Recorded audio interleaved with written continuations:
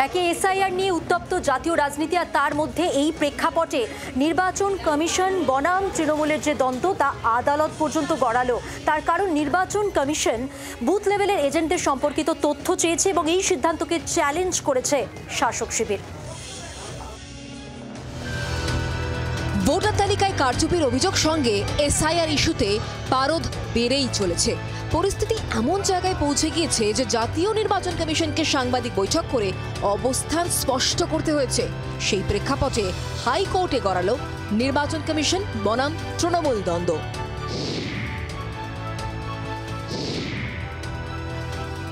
Booth level এজেন্টদের যাবতীয় তথ্য তলব করেছে নির্বাচন কমিশন, আর এখানেই আপত্তি রাজ্যের শাসক দলের।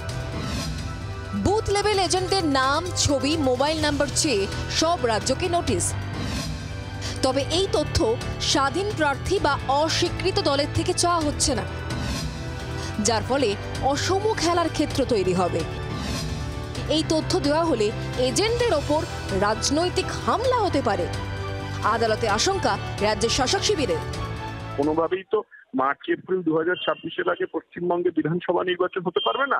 তো তারও 1 বছর আগে থেকে এই বিএলএ চাওয়ার প্রক্রিয়াটা আমরা কোথাও একটি রাজনৈতিক ষড়যন্ত্র দেখছি, যাতে নাকি সেখানকার যেসব লোকাল লোকেরা তাদেরকে ডিমার্কেট করতে পারে ভারতীয় জনতা পার্টি এবং তাদের উপরে চাপ সৃষ্টি বা তাদেরকে ইনফ্লুয়েন্স করার প্রচেষ্টা করতে পারে। এটা প্রথমত ইললিগাল, দ্বিতীয়ত কোনো লিগাল প্রভিশন নেই।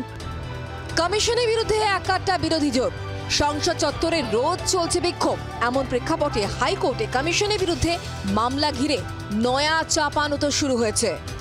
ইলেকশন কমিশন এখন বিজেপির তল্পিবাহক একটি সংস্থায় পরিণত হয়েছে, যে যখনই অভিযোগ আসছে ইলেকশন কমিশনের বিরুদ্ধে, সেই অভিযোগের ডিফেন্স করতে যাচ্ছেন বিজেপির সব নেতারা। ইলেকশন কমিশনের মুখপাত্র নাকি? মায়ের থেকে মাসির দরদ বেশি। একটা কোথায় গান শুনেছিলাম, কোন কোন জায়গায় ব্যথালো বান্ধবী ললিতা।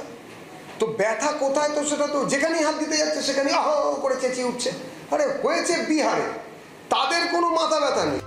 বিহারে এসআইআর ঘিরে তপ্ত জাতীয় রাজনীতি। বিহারের পরই বাংলায় ভোট, তার প্রস্তুতিও শুরু করে দিয়েছে নির্বাচন কমিশন। এমনই পরিস্থিতিতে কমিশনের ওপর চাপ বজায় রাখতে মাঠে নেমে বিরোধিতার পাশাপাশি আদালতেও লড়াই জারি রাখার কৌশল নিয়েছে রাজ্যের শাসক দল। আগামী দিনে এই সংঘাত আরও তীব্র হবে বলেই ভোট বিশেষজ্ঞদের ধারণা। অনবাংশ নিয়োগের রিপোর্ট, জি 24 ঘন্টা। বাংলার আওয়াজ, বাঙালির আবেগ, জি 24 ঘন্টা।